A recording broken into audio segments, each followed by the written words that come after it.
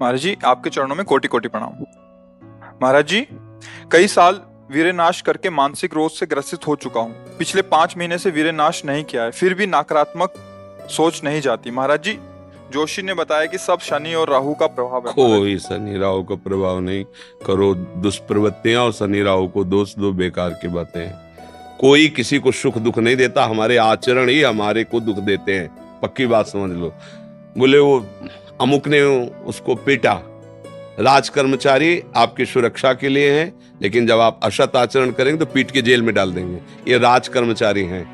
शुक्र, शनि, राहु, केत, ये सब राज कर्मचारी हैं। असद आचरण वालों को जलाते हैं, दंड देते हैं, और सदाचरण वालों को चाहे जिस नक्षत्र पे बैठे हो, चाहे ग्रह पर किसी भी बैठे हो, ये सदैव अनुकूल रहते हैं। ये भगवत पार्षद कोई ऐसे वैसे नहीं है। करो अस्त मैथुन और शनि साढ़े चढ़ा हुआ है, इसलिए ऐसा होता है। बेवकूफी वाली बातें बच्चा है। अभी अवस्था है तुम्हारी वीरपात करने की। गेहूं की फसल तैयार हो रही है, गलेथ पे हो। गलेथ माने होता है दाना अभी पड़ रहा है, और आप उसको काट लो तो ना भूसा होगा ना दाना होगा, व्यर्थ जीवन चला जाएगा। कम से कम 20-22 वर्ष तक ब्रह्मचर्य का पालन करो, फिर गृहस्थी में जाओ। संतान तेजस्वी होगी, देशभक्त होगी, माता पिता की भक्ति कर। ये क्या है? उद्दंडता बच्चा, ये कहीं भी सुख प्रदान करने वाली नहीं। ज्योतिषाचार्य, दुनिया के आचार्य सब उसी परम पिता परमात्मा के ज्ञान को ही बता रहे हैं। जो सही माने में ज्योतिषाचार्य है, वो सबसे बड़ी ज्योतिषी है कि भाग्य विधाता हमारे कर्म हैं।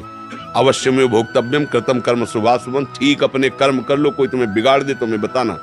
हमारे कर्म पूर्व के या वर्तमान के, वही हमारी दुर्गति करते, दूसरा कोई सृष्टि में नहीं। को न काहू के सुख को दुख कर दाता, निज कृत कर्म भोग सुन भ्राता। बिल्कुल सिद्धांत समझ। अभ्यास गलत किया है, कोई भी देवता तुम्हें नहीं बचा सकता। गलत अभ्यास किया है, अपना नाश स्वयं कर रहे हो, किसी देवता या किसी का दोष नहीं। काले कर्म ईश्वर मिथ्या दोष लगाए। ये आचरण गंदे बंद करो बच्चा। नाम जप करो, सात्विक आहार करो, आधा घंटा दंड बैठक मारो, व्यायाम करो, दौड़ो, अभी सब ठीक हो जाएगा।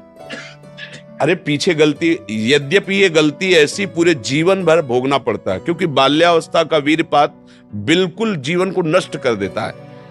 इसीलिए बालकों को गुरुकुल में रखा जाता था, चाहे वो राजकुमार हो चाहे किसी का बालक हो। वहां वो एक साधुता से जितेंद्रीय होकर के फिर गृहस्थ धर्म में जाता था।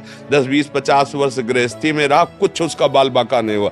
फिर वो विरक्त होकर के आंतरिक, फिर वो जितेंद्रीय होकर के परमात्मा को प्राप्त कर लिया। आज हमारी बाल्यावस्था से मोबाइल का संग है, गंदे बच्चों का संग है। अब ये गंदी आदतें हो गई, सर्वनाश हो गया। अब सोचो, ये अवस्था तुम्हारी चिंता सुख से ग्रसित होने की है, आनंद में उमगने की है। अभी नव किशोर अवस्था है, ये तो मस्ती वाली। क्योंकि मस्ती हटा दी, आप रह क्या गया जीवन में।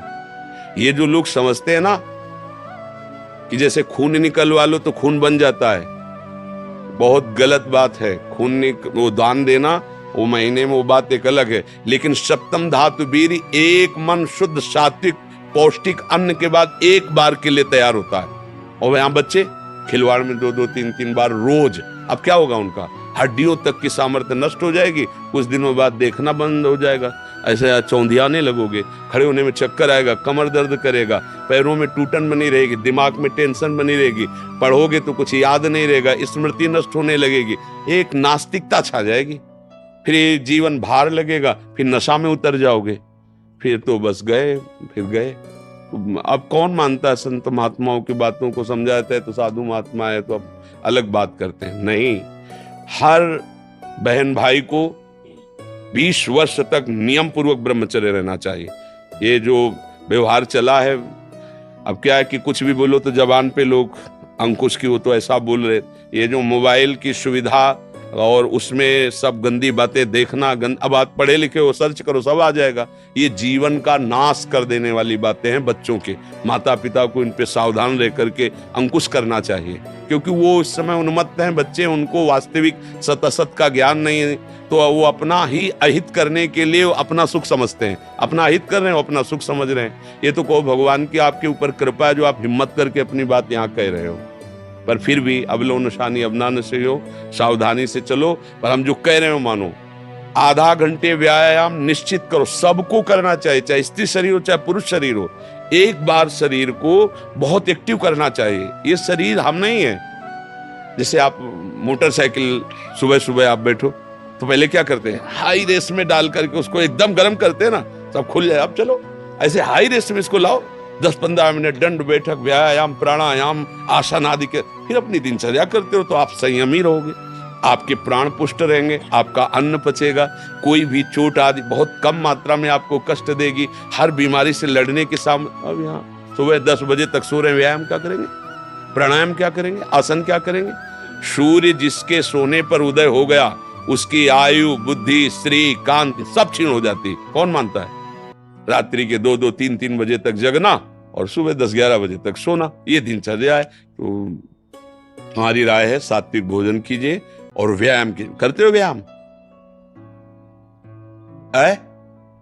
हाँ, कभी ये कोई ऐसा तो, और कभी कभी जो व्यायाम करते हो बीमारियों का निमंत्रण देते हैं।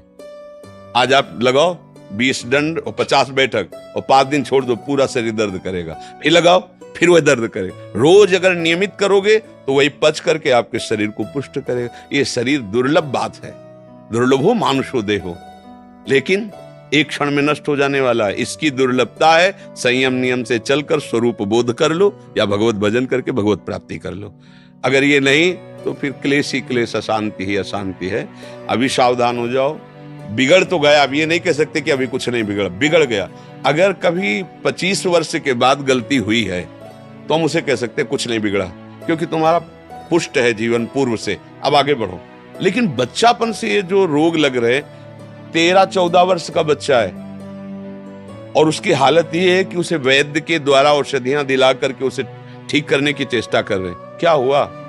ये 13-14 वर्ष की अवस्था, इसमें तो उधर वृत्ति नहीं जानी चाहिए, मस्ती होनी चाहिए, एक अलौकिक मस्ती, ये किशोर अवस्था है। पर आचरण और संग ऐसे हो गए कि अब कैसे कहें। सात्विक आहार करो, व्यायाम करो और थोड़ा भगवान नाम जप करो। माता पिता के चरण छूते हो? नहीं, माता पिता के चरण नहीं छूना, माता पिता की अवहेलना करना, कहां से बुद्धि आएगी? अपने बुजुर्गों को प्रणाम करना, संतों को प्रणाम करना, माता पिता, रोज बुद्धि शुद्ध होती है। प्रातः काल उठ के रघुनाथा, माता पिता गुरु नाम ही माता, तो ये सब लिखी बातें रह गई। नए नए बच्चे हाय हेलो शुरू है।